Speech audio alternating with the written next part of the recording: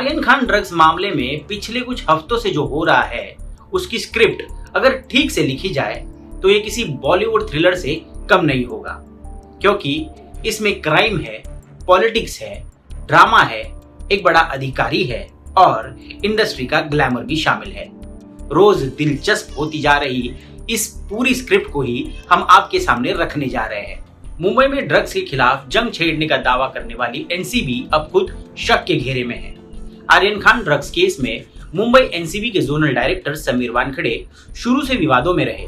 उन पर करोड़ों की उगाही के आरोप लगने के बाद अब एनसीबी ने आंतरिक जांच के आदेश दे दिए हैं। इस पूरे मामले में महाराष्ट्र सरकार के मंत्री और एनसीपी नेता नवाब मलिक अहम रोल निभा रहे हैं, क्योंकि नवाब मलिक ने ही समीर वानखेड़े पर गंभीर आरोप लगाने की शुरुआत की थी, जिसके बाद एनसीबी अधिकारी वानखेड़े पर जांच की आंच आई है। एक क्रूज शिप पर छापेमारी से शुरू हुआ ये मसला अब इतना पेचीदा होता जा रहा है कि इसमें कौन किसके निशाने पर है और कब किसकी पोल खुल जाए ये बताना काफी मुश्किल है। इस मामले में बॉलीवुड और ड्रग्स के तार जोड़े जा रहे हैं। करीब एक महीने से चल रहे इस सस्पेंस थ्रिलर में हर रोज कोई नया किरदार जुड़ रहा है, जो रोज एक नया खुलासा कर हंगामा मचा देता है। इसीलिए अगर आपको एनसीबी बनाम एनसीपी के बीच छिड़ी इस जंग को समझना है तो ये वीडियो अंत तक देखना जरूरी है। तो शुरुआत करते हैं NCB zonal director Sameer Wankhede पर लगे उगाही के आरोपों से।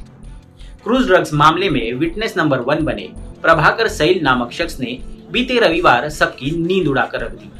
सैल ने बताया कि वो दूसरे विटनेस किरण गोसावी का पर्सनल बॉडीगार्ड है। उसने आरोप लगाया है कि गोसावी ने इस मामले को रफा दफा करने के लिए शाहरुख खान की मैनेजर पूजा ददलानी से 25 करोड़ की डिमांड की।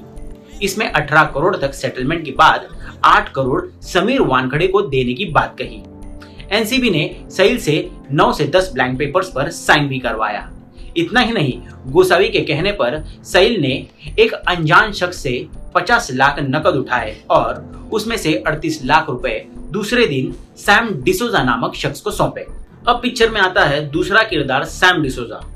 सैल के मुताबिक क्रूज पर रेड की रात गोसावी और सैम की एनसीबी दफ्तर के बाहर मीटिंग हुई।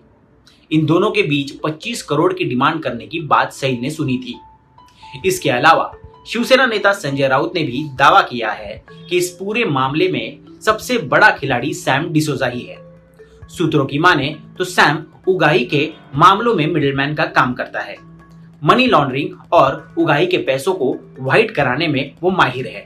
अधिकारियों से पेश 3 सेलिब्रिटीज में सैम का अच्छा खासा नेटवर्क भी है। अब आते हैं इस स्क्रिप्ट के दूसरे बड़े किरदार नवाब मलिक पर। मलिक ने समीर वानखेड़े के जन्म प्रमाण पत्र को ट्वीट करते हुए इसे फर्जीवाड़े की शुरुआत कहा है। मलिक का कहना है कि समीर वानखेड़े के पिता का नाम दाऊद वानखेड़े है और वो मुस्लिम है। बावजूद इसके वानखेड़े ने पिछड़े वर्ग को बहाल आरक्षण का गलत तरीके से लाभ लेते हुए आईआरएस का एग्जाम पास किया। वानखेड़े की पहली शादी के वायरल फोटोज पर भी मलिक ने सवाल खड़े किए हैं, लेकिन समीर वानखेड़े ने सभी आरोपों को सिरे से नकारते हुए कोर्ट में हलफनामा दायर किया और ड्रग्स मामले की जांच को प्रभावित करने की कोशिश बताया।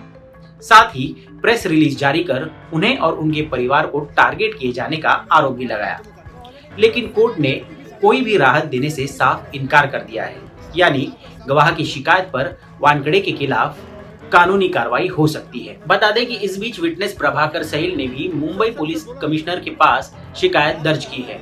वानखेड़े के खिलाफ बयान दर्ज कराते हुए महाराष्ट्र सरकार से सुरक्षा की मांग की है। हालांकि एनसीबी के डीडीजी ज्ञानेश्वर सिंह ने इस मामले के आंतरिक जांच के आदेश तो दे दिए हैं, लेकिन साथ ही विटनेस हॉस्टाइल होने की भी बात कही है। ऐसे में गोसावी कहा था वो आर्यन खान की फोन पर किससे बात करवा रहा था, दुबई और मालदीव्स का एंगल क्या है और क्या एनसीबी का सच में राजनीतिक इस्तेमाल हो रहा है। इन सवालों की फहरिस्त बढ़ते जा रही है। क्रूज ड्रग्स मामले की आंच अब देश की एक बड़ी जांच एजेंसी तक पहुंच चुकी है, जिसमें ड्रग्स, बॉलीवुड और क्राइम से लेकर भरपूर सियासत भी हो रही है। इस मामले में अब विपक्षी बीजेपी सीबीआई जांच की मांग कर रही है, तो वही केंद्रीय राज्य मंत्री रामदास आठवले दलित कार्ड खेलते हुए वानखेड़े के समर्थन में रास्ते पर उतरने की चेतावनी दे रहे हैं। वानखेड़े की पत्नी और मॉडल क्रांति रेडकर ने ट्वीट के जरिए पति का समर्थन किया, तो वहीं दूसरी ओर मलिक और राउत जैसे नेता शेरो शायरी वाले ट्वीट कर क्लाइमैक्स को और दिलचस्प बना रहे हैं। इस सब के बीच एनसीबी जैसी केंद्रीय एजेंसी की साख दांव पर लगी है। ऐसे में आम आदमी के मन में सवालों का बवंडर उठा है, लेकिन टीवी पर दिखाई जा रही चटपटी खबरों के बीच अब भी इन गंभीर और अहम सवालों को जगह नहीं मिल पा रही।